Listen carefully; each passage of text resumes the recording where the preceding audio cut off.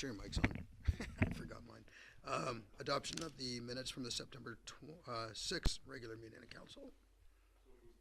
Thank you, Councillor Elliott. Second to Councillor McLean. There's our omissions.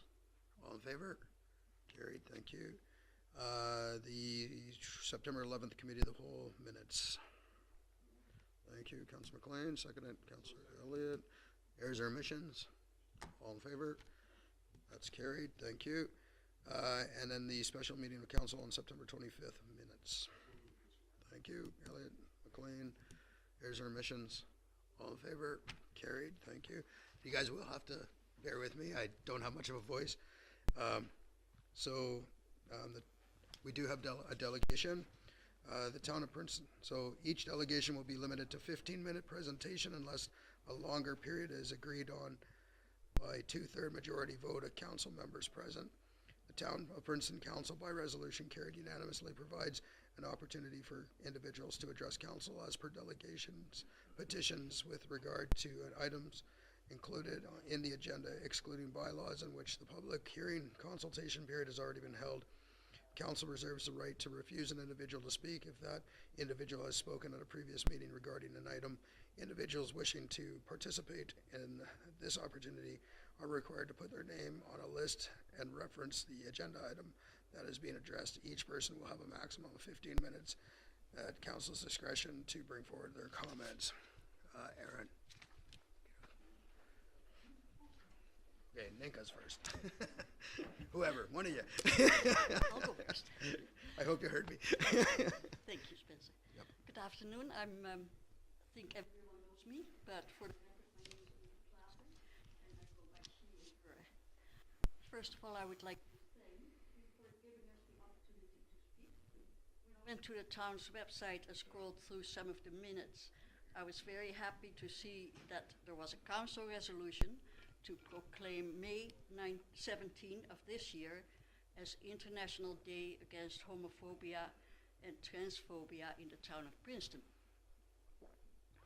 As you mentioned in your motion, and I quote, "Despite recent efforts towards greater inclusion of LGBT people, homophobia and transphobia are still present in society," end quote.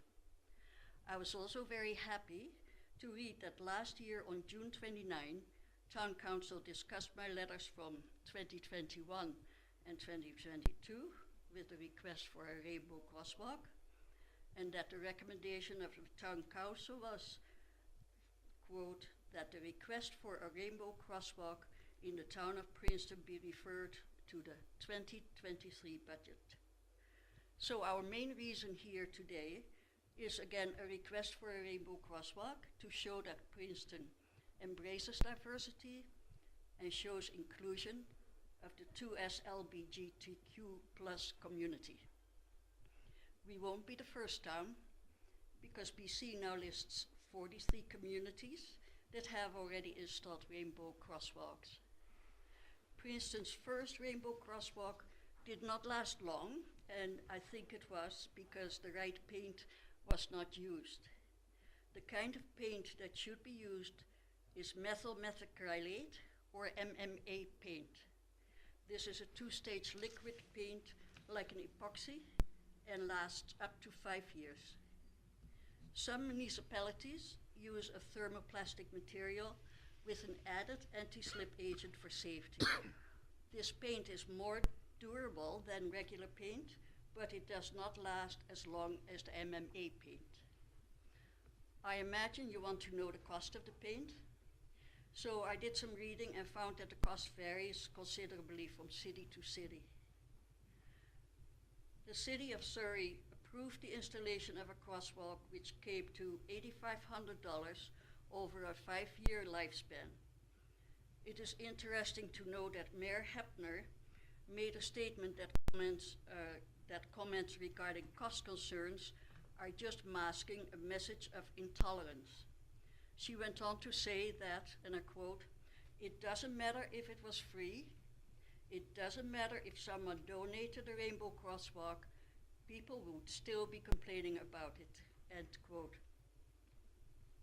Coming back to the cost of a rainbow crosswalk, Delta Delta's Rainbow Crosswalk came to $6,500, and the Rainbow Crosswalk in Norfolk came to $7,500. In Port Alberni, 2 councillors started a GoFundMe campaign which raised over $2,300 for a Rainbow Crosswalk, and Councillor Tom Walker from North Cowichan looked into the cost of painted crosswalks in other municipalities on the island, and he said that they usually cost local governments about $1,500 each. According to James Zhang, president of Polymite International Incorporated, the paint itself is just a fraction of the cost. It is the contractor that charges sometimes close to $1,000 a bar. So we are hoping that our own Princeton town crew would be able to do the job, which would mean a considerable cost-saving measure.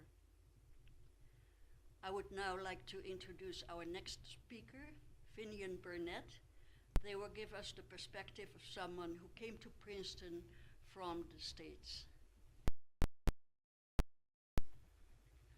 Hi everybody, I don't have a lot of facts and figures like Nika because she's our research person. But I wanted to talk about, I came here originally from the States and then the Greater Toronto area in Ontario. And coming from the States to the Greater Toronto area was an eye-opener with how open everybody was, how I didn't have people stare at me or look at my wife and I and assume that, you know, there was something wrong with us. So it was really scary to move to a small town of Princeton, and I was terrified of what I might encounter here. And I was actually really excited when we got here in 2019 to find that we were treated 100% normally.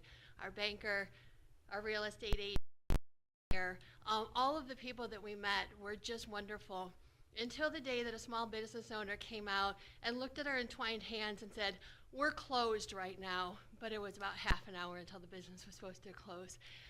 And I thought, well, it's going to happen no matter where you are, but the majority of the people here are really wonderful. And the day that that happened, we went to Penticton to meet some friends at Sushi Heaven, which if you like sushi is one of my favorite places there. And we saw the rainbow flags in Penticton, and we saw the Rainbow Crosswalk in Penticton, and I thought, you know, these things happen to us, but this to me shows that the majority of people that have the power to make decisions don't think that I'm an abomination, and they showed it by putting up those flags. So I request that you consider doing someone like me, or maybe somebody even, you know, more upset by things like that than me, might see them and feel really welcome in this town, the way I have. Thank you. Oh, August, sorry. Hi, I'm August. I'm Finn's wife. I'm the one that encouraged Finn to come to Canada instead of me moving to the US, and I said that the reason is because it is such an open and accepting place. It's a good place to live and be accepted. And I said that's anywhere. I was in St. Catharines, and everywhere you go around the GTA and the southwestern Ontario, you see rainbow flags everywhere, so you know that you're accepted. Most of the towns will have some form of Gay Straight Alliance or organization, and I figured that even in small towns in British Columbia, it would be the same thing. So I was a little miffed when the only thing that I saw when we moved here that was open was a graffiti in the tunnel that said "Love is love," and that's the closest that I've seen in Princeton for acceptance for everyone. And so, you know, I don't think we made a bad decision. This is a great town and we love it here, but we're just looking for that little bit of representation. Thank you.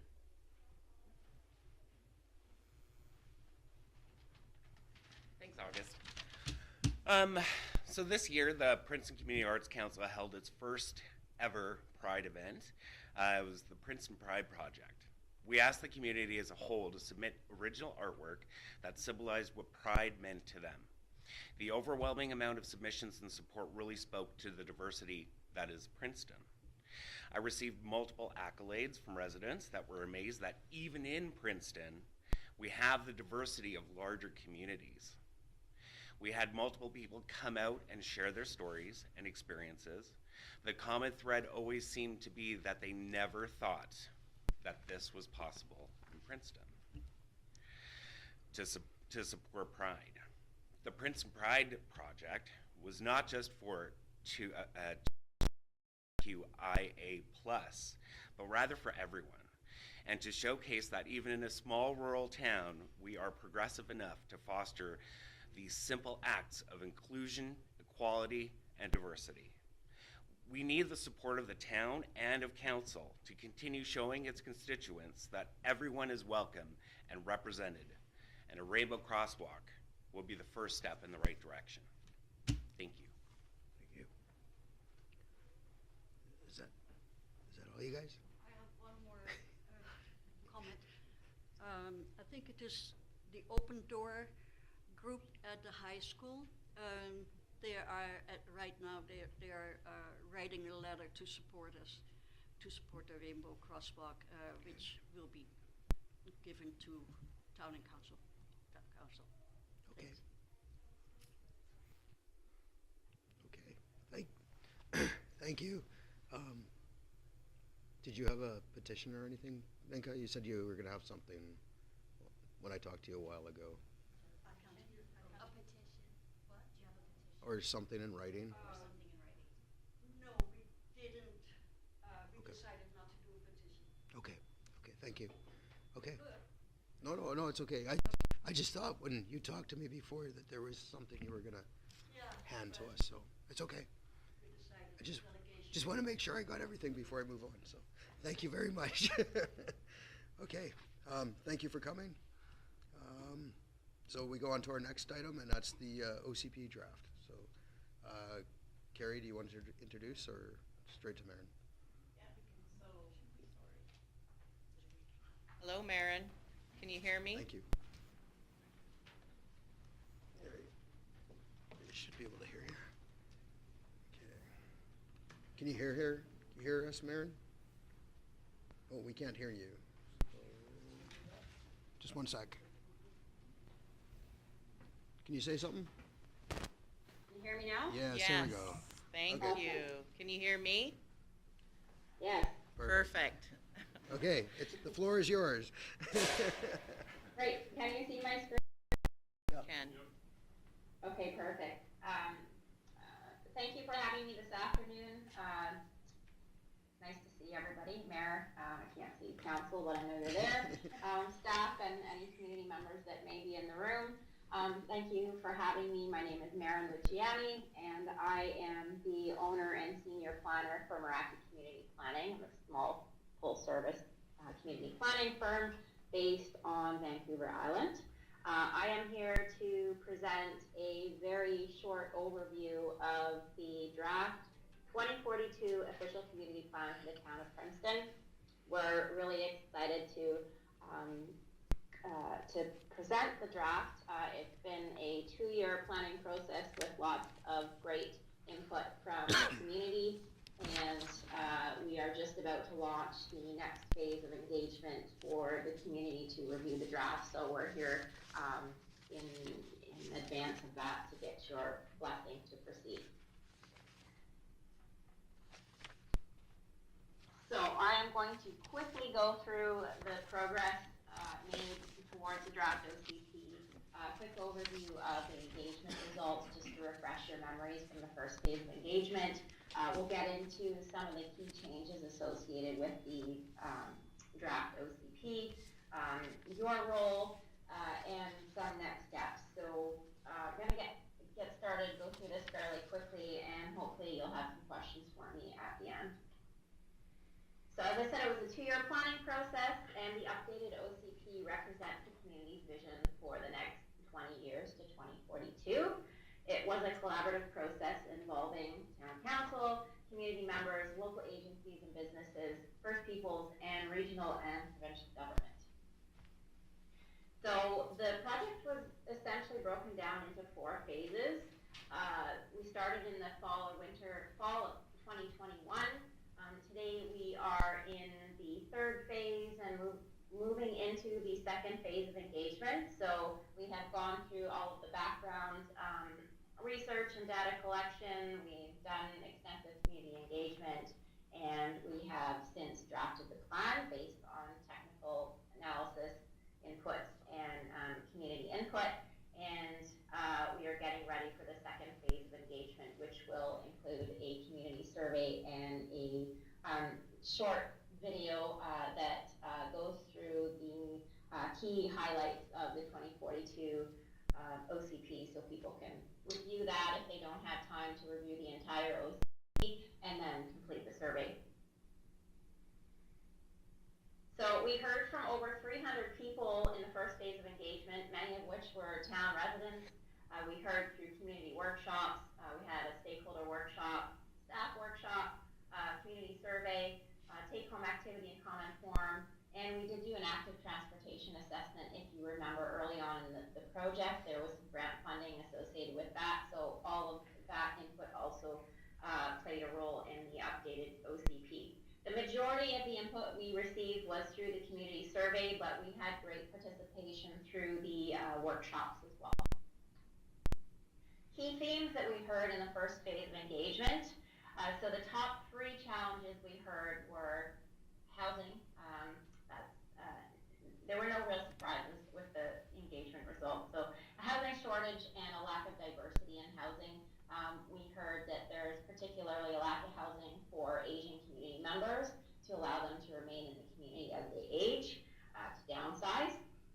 We heard that replacing infrastructure or maintaining and ensuring infrastructure is meeting the needs of the community is an issue. Things like sidewalks, opportunities to enhance safety and accessibility around the Wood Bridge, and making sure that servicing adequately assesses the growing population. Economic development and diversification was also a key theme in the first phase. The top 3 priorities that we heard from the community were housing, recreation, and infrastructure.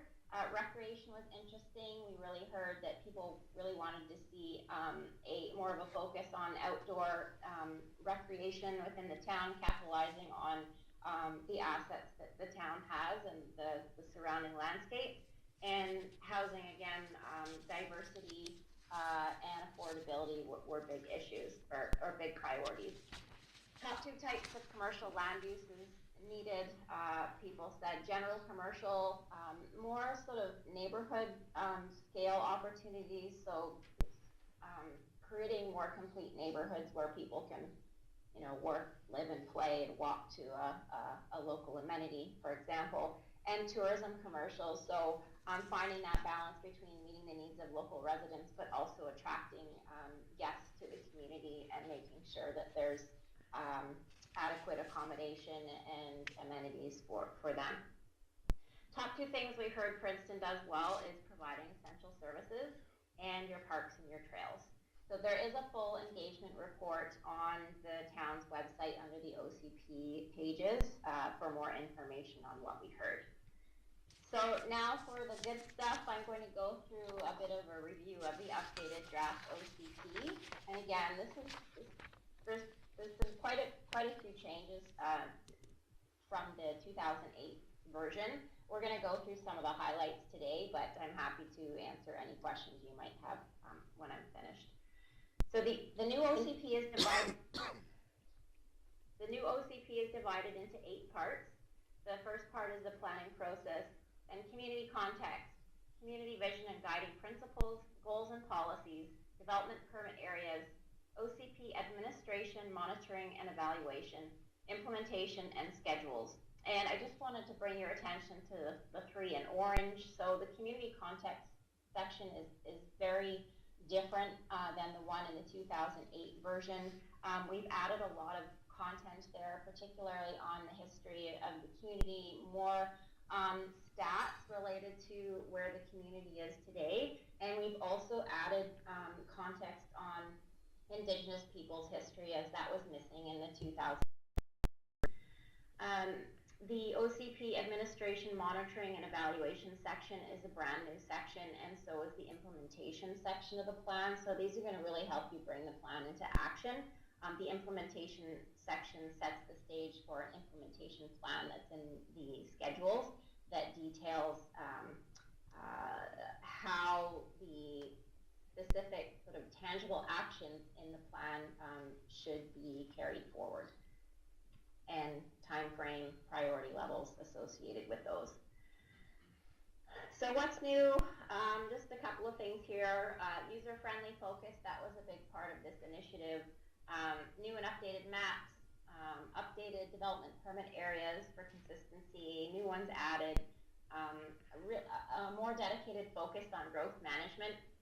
And yeah, we'll get into some of these things as we move along here. So updated branding, big difference between the 2008 plan and the 2042 plan. The 2008 was effective, but written more like a technical policy document. Nowadays, communities are trying to make their plans a bit more user-friendly, so it encourages more people to actually read and review them and become familiar with the contents of the OCP. So we really wanted to make this a Made in Princeton approach, and we hope that we achieve that through this process. As you can see, not many changes. Oops. Blue represents the Not sure where that came from.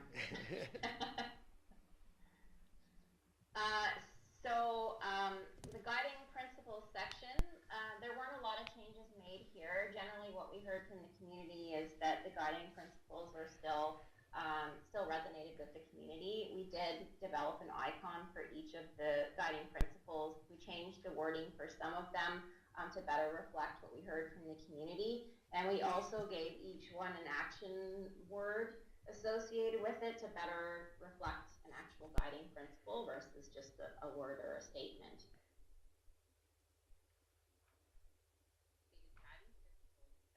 As you can see, Sorry, I've got some sound here on as you can see, whoops, not many changes. okay. As you can see, Sorry. It's not letting me move to the next slide. Hold on. 1 second here. There you go. Do this the old-fashioned way. There you go. Okay.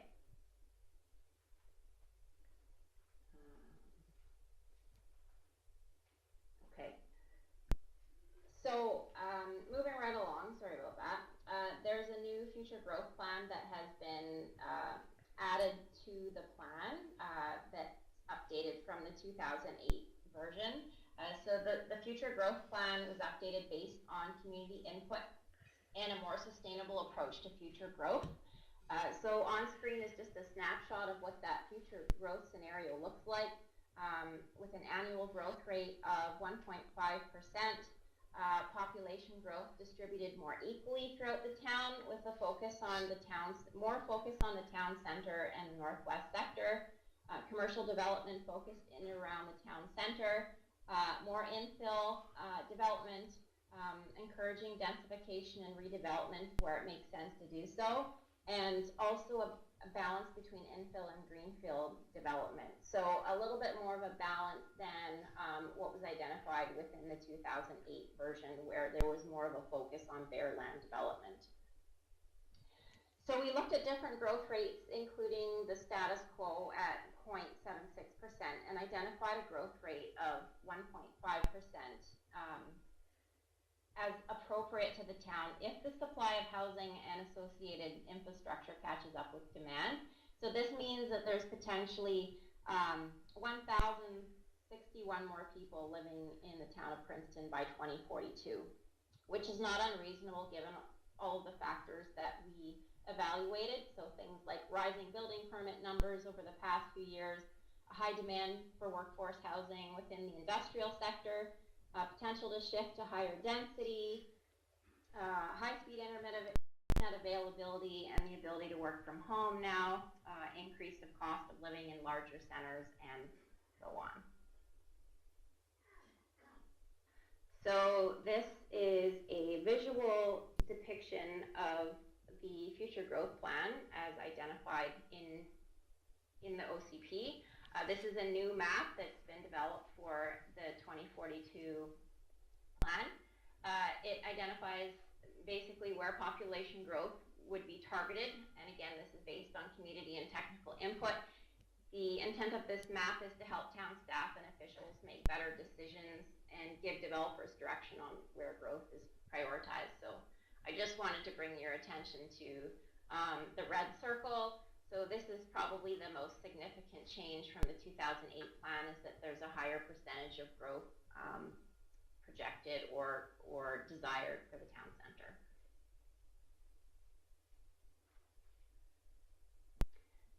So this map probably looks familiar. It is the land use map from the official community plan. This has been updated. We've rebranded all the maps so they're a little bit more aesthetically pleasing and match your branding. The map was also updated to reflect the new growth scenario.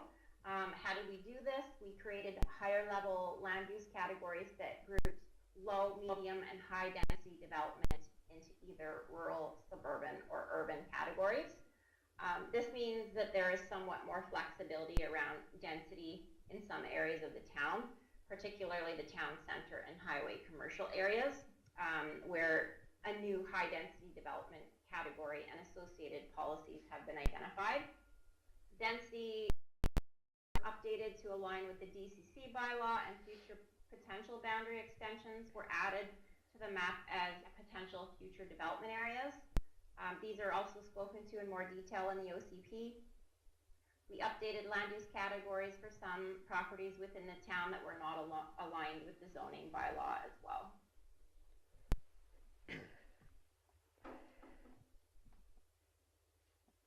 Just a quick snapshot of the updated land use categories and density and the densities that fall within each. So there's now a rural overarching land use category. Within that, the country residential land use designation. Suburban includes low density residential, medium density residential, and mobile home park. And urban includes medium density residential, high density, and specifically relates to the town center and highway commercial areas. So part 4 is the goals and policies section of the OCP. This section has undergone some changes. There are some new policies, edited policies. Some policies were removed. Tangible items that had already been completed. This is an example of how the sections within Part 4 are set up. So you have your guiding principle, managing land use, and then the text associated with the guiding principle, a section for overarching goals for each category, and then the policies. So in the 2008 plan, there were no goals. So this is a major change in this version of the plan, is that now there are goals associated with each of the policy sections.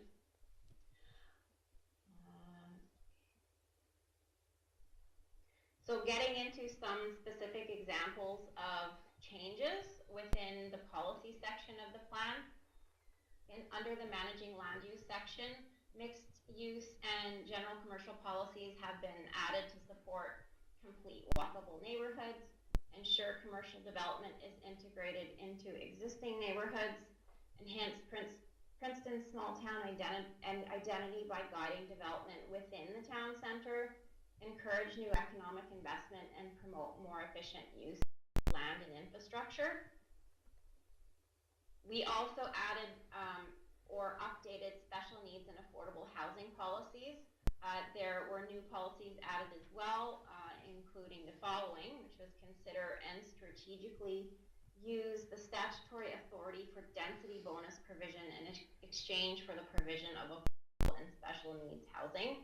So basically, considering developing density bonusing programs, which would happen within the zoning bylaw, which would provide developers with an opportunity to increase density in exchange for providing amenities to the town, and that could be in the form of parks or bike lanes or affordable housing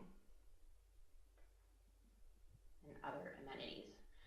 Under the building and maintaining sustainable infrastructure section, transit policies, active transportation network and trails and greenway policies have been added or reorganized in this section. So there were a lot of policies that were sort of in different areas of the plan that didn't make sense to be in those sections, so they were reorganized under sections that made more sense. Based and the active transportation assessment that was completed, there were a whole set of active transportation network policies that were added to the plan. Under supporting a flourishing economy, tourism policies were added to and updated to better reflect community desires. One of those being established zoning and business license regulations related to short-term vacation rentals. And the text within this policy was directly associated with the feedback that we received through the community survey. Under fostering strong community partnerships, Indigenous partnership policies is a new category that was added to strengthen relations and support reconciliation efforts with the Upper Similkameen Indian Band and the Vermilion Forks Métis Association. And these policies were added in alignment with the existing MOUs that the town has with these entities. Under celebrating our culture and heritage, again, new Indigenous culture and heritage policies were added to better reflect the history of Princeton and its First Peoples. Under protecting our community, wildfire protection policies have been updated and added to better reflect necessary measures needed to protect the community.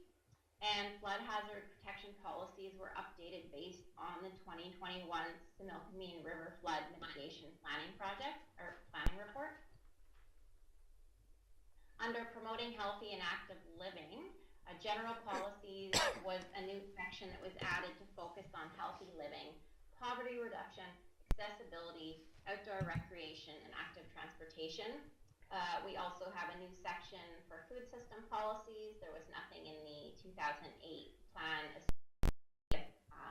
food security or local food systems, and this again is a new section that was based on input that we received from the community. Under promoting healthy and active living, an example of policies that were added support the development of year-round recreational opportunities, indoor and outdoor, that cater to the needs of residents and visitors. So there was a real desire to see more focus on year-round opportunities and not just seasonal opportunities. So indoor and outdoor, things like pools, arenas, indoor pools, sort of multi-use type facilities. And another policy added was work towards establishing Princeton as a year-round outdoor destination, capitalizing on your access to the outdoors and outdoor recreational opportunities to continue to attract tourists and visitors to the community. So that was a big theme throughout community engagement as well. Under prioritizing environmental responsibility and stewardship, climate change policies were added and condensed into one section, and there was a lot of background information in the OCP on greenhouse gases that has been removed, not necessary to have in the OCP, better suited for a climate action plan or strategy. Under preserving small town character, this was one of the more important guiding principles, I would say, as far as the community was concerned. People are really the small town character that Princeton alludes and would like to continue that theme.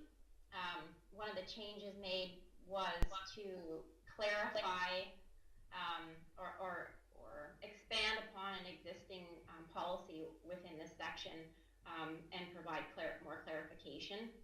So enhance the physical characteristics of public spaces and gateways that build on Princeton's character through landscaping, landmarks, public art, and other improvements that are attractive and welcoming, special feature areas like green spaces, plazas in the town square, and active transportation linkages between neighborhoods. Under encouraging nature and heritage-inspired design, this guiding principle had the biggest facelift.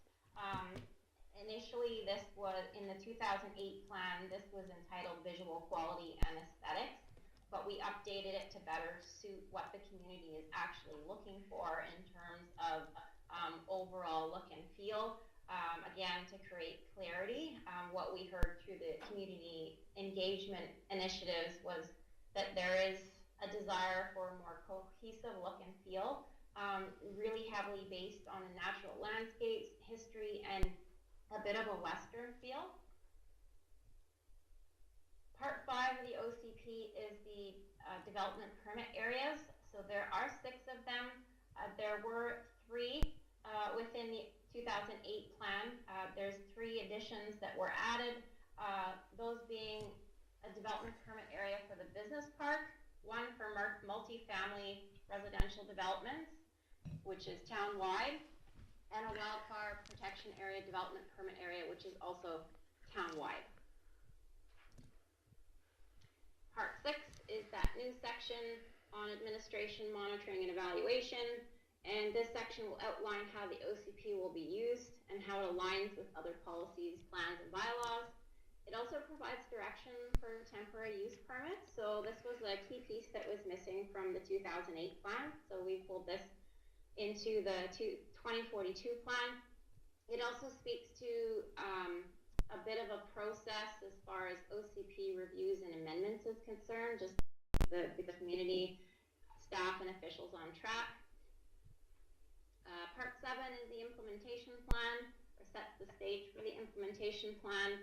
The actual implementation plan is in the schedules. On screen is just a little bit of a visual in terms of what the implementation tables themselves look like. So tangible actions in the plan. So there's a whole a wide variety of policies, but some of those policies are sort of tangible actions that have a set start and finish to them. So all of those tangible actions have been pulled into an implementation plan, and the plan identifies the action. It identifies the lead department that would be responsible for implementation, potential funding sources if funding will be required for that, and its priority ranking. So next steps in the planning process as we wind down, we have a community survey that is going to be launched on October 9th, and there is a community presentation. It's about 30 minutes long that walks people through the key changes to the OCP. It's available on YouTube, but that link will be on the town's OCP webpage. So no need to scribble the link down. There's also a survey available through SurveyMonkey, and hard copies are available for pickup at Town Hall. The survey will close on October 30th. The draft OCP itself is also posted on the town website under the OCP page. We have started the legislative review process, so there are several agencies that require the draft OCP to be sent to them for potential review before it's adopted by council. So sent it to the Upper Smilkin Indian Band. We are awaiting comments from all of these government agencies. Once we get through the community engagement process, we'll be following through with the council adoption process. If there's any changes or edits that come through community engagement, we'll be making those first. So I'd like to thank you for your time today again, and just a couple of final acknowledgements. So the 2042 plan is a community-driven plan. It's 2 years worth of collaborative work. It could not have been achieved without the active and passionate participation and support of the community. And we'd like to thank the 300 plus people who took the time so far to share their knowledge, thoughts, ideas, and concerns related to Princeton's future. And I'm going to throw it over to you guys now for questions or comments. Anybody have any questions? Looks good. It's exciting. There's some new stuff in there. Councilman McLean? Okay. Nobody seems to have any questions, so thank you. You're welcome. Thank you. Yes. Thank you, Marin. Okay. We'll talk soon. We don't need teams anymore, do we? Okay. George, can you twist those blinds or something? It's like bouncing off a vehicle or something out there right in my eyes. I know. It's all good. It's like right in my eyes. Okay, thank you. Let's move on to the next one. 6 staff reports. UBCM grant application to support the town of Princeton Volunteer Fire Department. Ed, I believe this is yours. Thank you, Mayor Coyne, and thank you to the councillors for taking another run at another opportunity to have funding for our town. This grant is fully funded through a grant that's being managed by the Office of the Fire Commissioner for UBCM. It's specific to the training center, and it would go to supporting the services required for the site to reduce our carbon footprint when we're doing burns by using natural gas and supply lighting, water service, and a water recovery tank so that we can reuse the water in our practices so that we're not drawing down on the resources of potable water. The grant is in the amount of $330,000 by the time we got it finished, and I must apologize to the council that the grant was submitted prior to your approval and will be assessed for its submission based on your decision today. So if you choose not to support it, we would inform the UBCM and they would pull the application. So is there a reason you submitted it before? Was last minute brought to me by the fire chief the week that it was due, and then an extension was given of a week for us to submit, and then this meeting is the week after that. So it was a rushed project. Okay, questions? It's a pretty safe bet that we're going to agree to any application. Free money. Not kidding. Okay.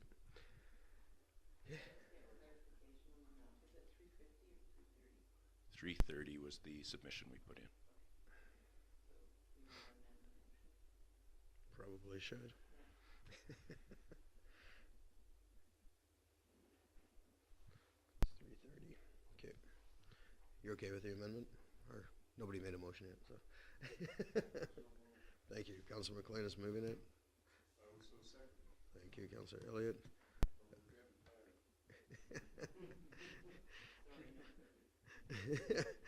Any comments, questions? All in favor? Carried. Thank you. 6.2 is a Halloween family fun night. So this is just what we do every year. Prove that they approve the fireworks, and as long as it's cleared by the Kamloops Fire District. Moving it? Thank you. Councilor McLean is moving the recommendation. You don't need to. It's the same thing every year. I'll second it, but I have a question. Yeah, go ahead. The location of the bonfire, I know that was kind of a sticky point with some people. Is there plans to move it or keep it where it is? That's separate from this. That's totally separate from this? This is just the fireworks. If I may, Mayor Coyne, I would like to point out that the reason that we go through this process is that the use of firecrackers and fireworks within the town is restricted, and it is not permitted. We've had complaints in the past during other periods in the year. If public would like to have a public display of fireworks, they need to follow this process and have a process before council to approve it. And backyard fireworks are also not permitted within the town. Everybody get that out there? Talking to you. Okay, I'll call the question. All in favor? Thank you, that's carried. To support, 6.3 is to support a grant application to UBCM 2024 Fire Smart Community Funding Program. Have you submitted this one yet? Pardon me? I said, have you submitted this one yet? No. Okay, the floor is yours. In a continuation of funding that we have requested in the past, 20, 21, 22, and 23, the Fire Smart program has been quite successful, and we're quite confident that we're on track, and in some ways we're getting recognition from other provincial agencies for the work we're doing. This 2024 submission is simply to further extend our work in this area. And if any questions, I'd be more than happy to answer. Any questions? No? I'll move that, Mr. Mayor. Thank you, Councillor Elliott. Councillor McLean is going to second it. I just want to say that this is a great program and we've done an amazing job. And if there's no other questions or comments, I will call the question. All in favor? Carried. Thank you. I think you might be done. I'm not sure. Do you have another one on here? No. Okay. Till next time. That's the next time. Okay, 6.4 is the Town of Princeton tax sale for 2023. James, that is yours. September the 25th, as per the Local Government Act, we held our municipal tax. We had two pieces of real property that still had delinquent taxes on it, which is defined as any tax outstanding from the 2021 tax year or before. It was quite robust, and we ended up selling two properties to private interests, one for $52,000 and one for $20,000 at this point. Both property owners have 1 year to pay the back taxes plus the interest on the purchasing money to redeem the property, at which point we would return the funds to the purchaser. If that 1 year goes by, then the purchase price is set, and documents will be filed in the Land Title Office that will transfer ownership to the purchaser. We provide, the Finance Department provides a report to Council for their discretion on sort of the ins and outs of how the tax sale works, and I'd ask that Council accept the report for information only. Thank you. Any questions? Motion?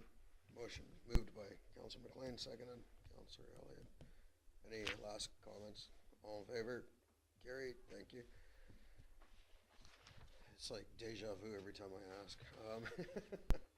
6.5 is the replacement of the 99 GMC 5-ton sanding and plow truck. Jim. Thank you, Your Worship. Good evening, members of the council.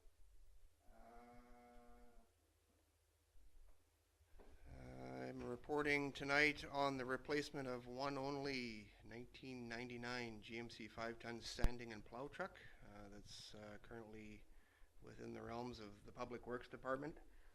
This vehicle's long overdue its replacement time frame, and it's in a state of disrepair at this time, getting harder to find replacement parts and the like.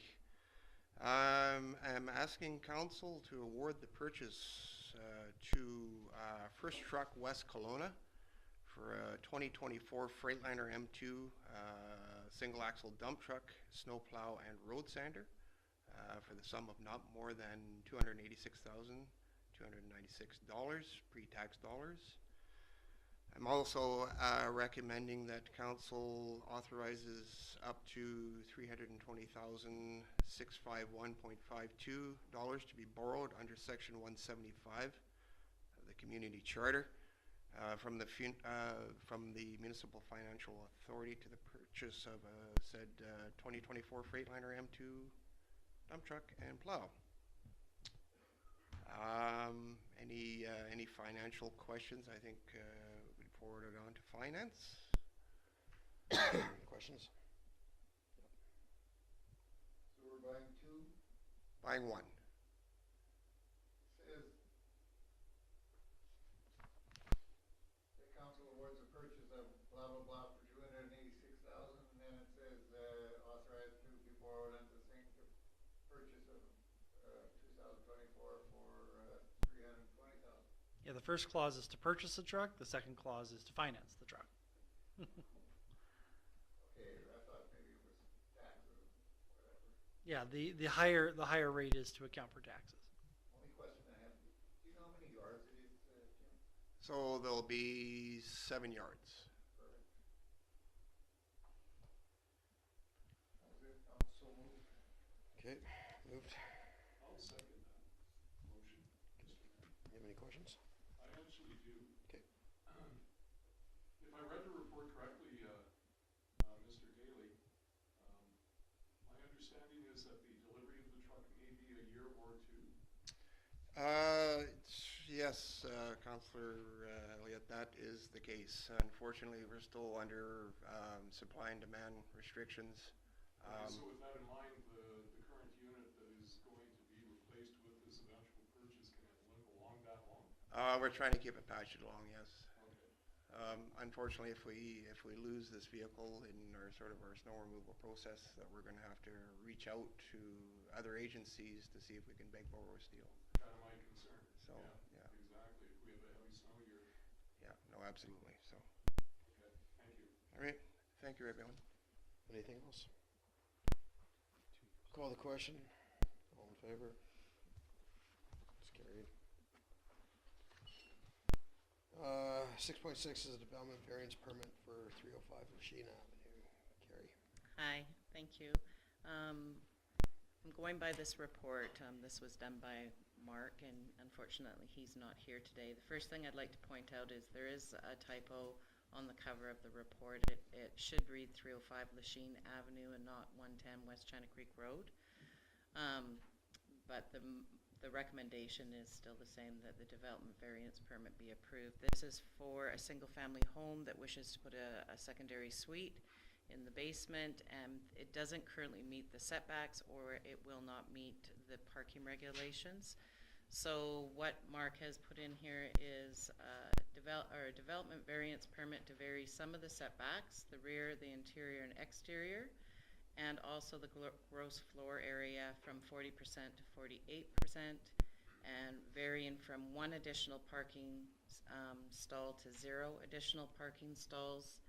And it's mostly due to the narrow and the uniquely shape of the property that is shown in the mapping that's been provided.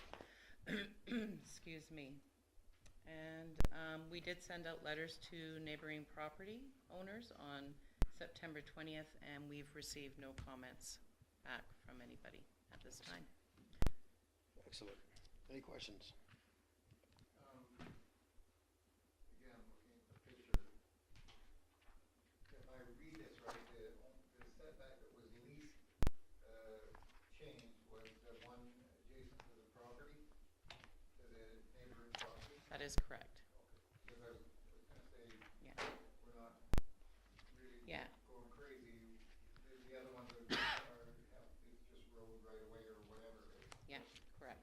We're just about keeping it the same.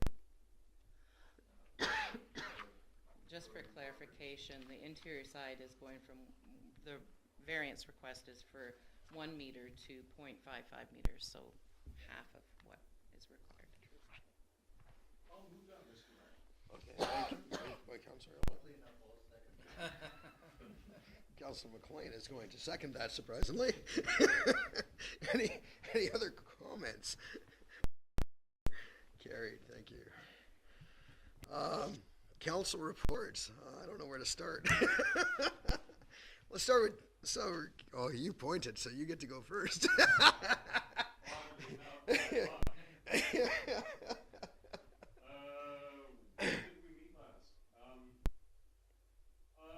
Pretty busy September for me. I'll just give you a couple of highlights. I attended an Okanagan Regional Library Board meeting in Kelowna on the 13th. I attended pop-up markets every week that they were held. Did a tour of the Annex building. Attended the Terry Fox Run and gave well wishes to them. Attended UBCM. MC'd an event at the Pepper Festival in Carameas and went to a museum presentation over the weekend where Don Johnson spoke about the way we were. And that's about it. The pop-up markets, how'd you find them? I actually quite enjoyed them. I didn't get to the last one, but I was impressed that there was some momentum building. There was a lot more people showing up. I think the fact that there was live music and different live music each weekend and slightly different vendors, I think that really gave some character to it. I like the fact that it was a Thursday as well. I thought that was a very unique way of drawing people into the downtown. Excellent. We kind of planned that around the library being open at that time. Yeah, I think it was really good.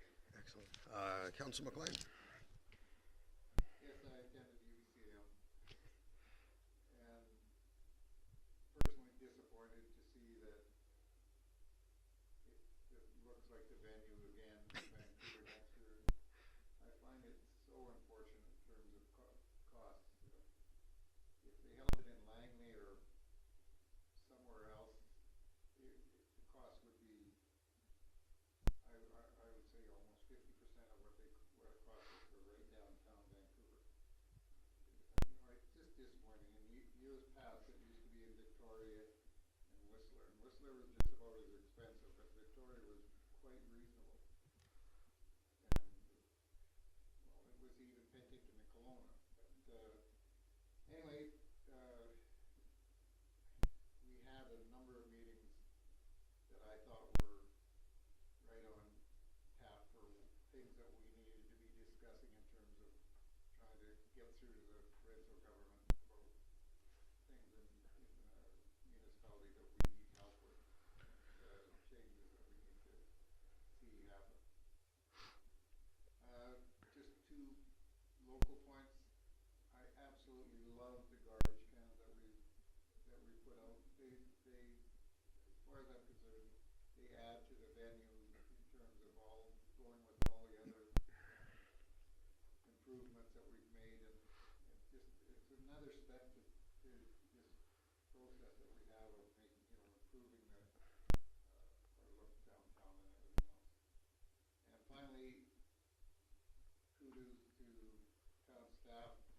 I'm finding that small potholes are being, I don't know if we have more time or whether we have, it's easier to obtain paving material or whatever, but small potholes around the town are shorter and shorter times than we're having them dealt with.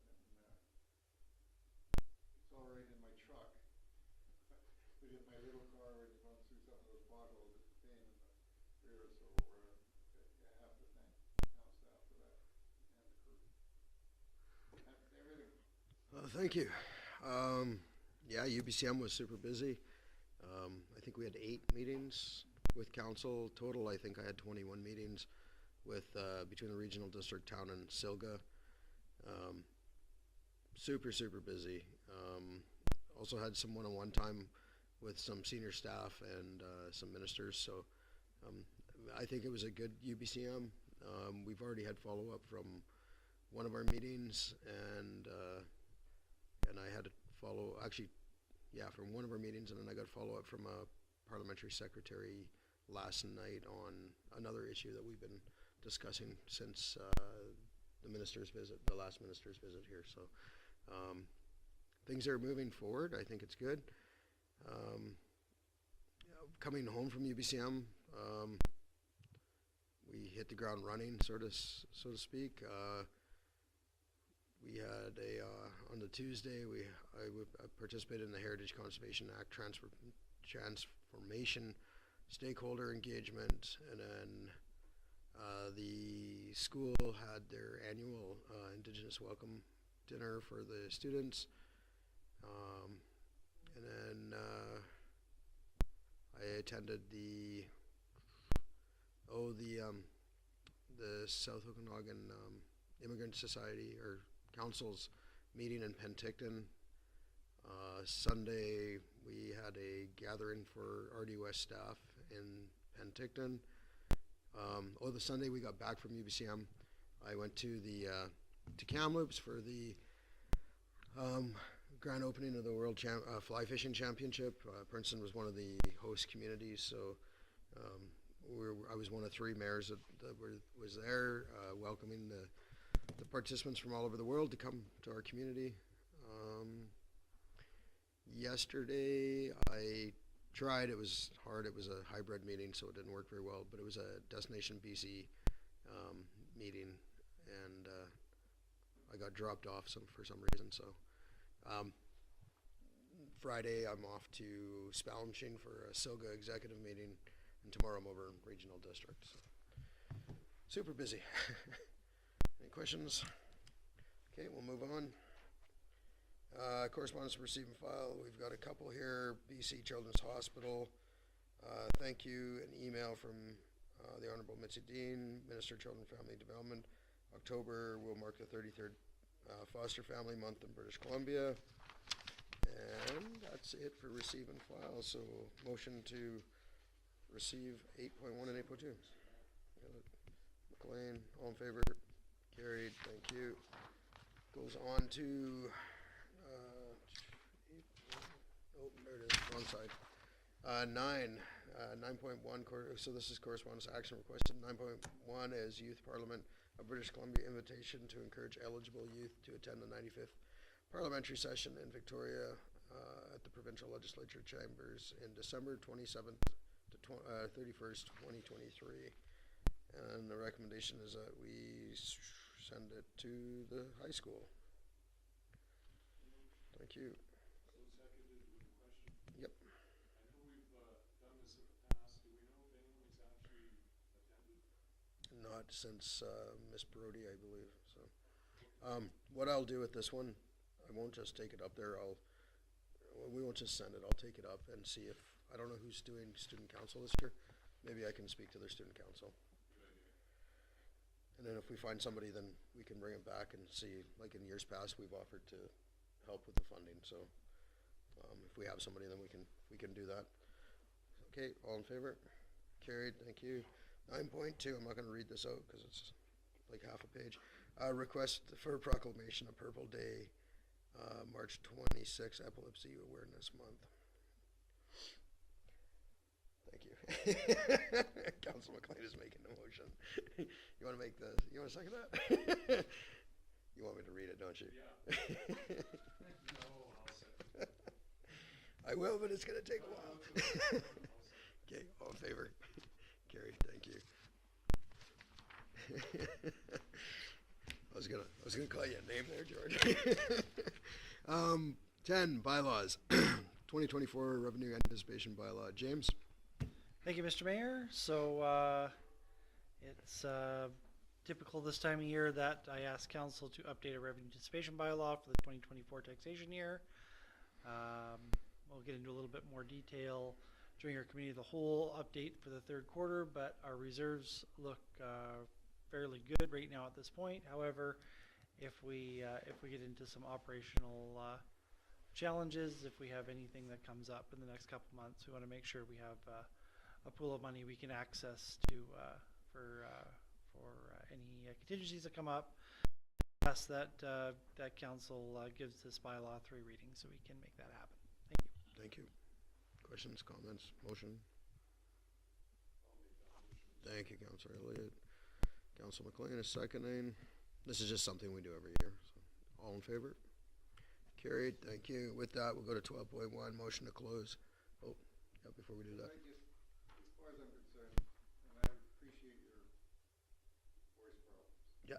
But the purpose in my mind of this proclamation is that it needs to be read out. It's the only time that we have to give any what to it. So whereas Purple Day Thank is you. celebrated on March 26th annually during Epilepsy Awareness Month to increase the knowledge and understanding of epilepsy in the community, and whereas Purple Day was founded in 2008 by Cassidy Megan, a 9-year-old girl from Nova Scotia who wanted people living with epilepsy that they were not know that they were not alone. And whereas on Purple Day, people in communities around the world are encouraged to wear purple at most events in support of epilepsy awareness, and whereas there are 50,000 people in British Columbia, over 380,000 people in Canada, and over 65 million people worldwide living with epilepsy, and whereas the onset of epilepsy can occur at any stage of life and does not discriminate against age, gender, race,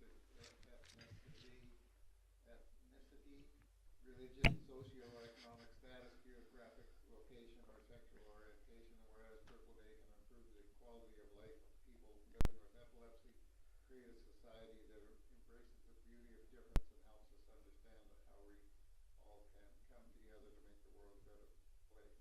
Thank you. And finally, I want to bring note to the letter we got from the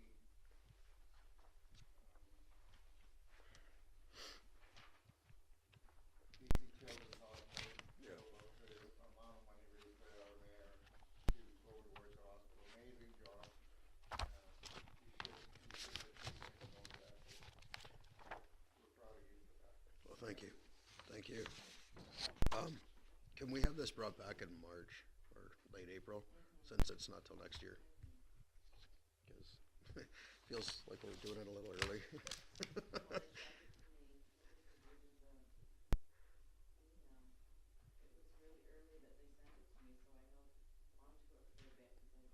Oh, so we've had it sitting there waiting? Oh, we've had it since August. A little closer. Okay. Excellent. And then when we bring it back, we can turn the lights on the purple for that. All right. With that, 12.1 motion to close. Recommendation that the meeting be closed to the public for the purpose of considering the following: 90.1E, the acquisition, disposition, or expropriation of land or improvements if the council considers the disclosure could reasonably be expected to harm the interests of the municipality. Thank you, Councilor McLean. Thank you, Councilor Elliott. All in favor? Carried. Thank you. Thank you, everybody out there.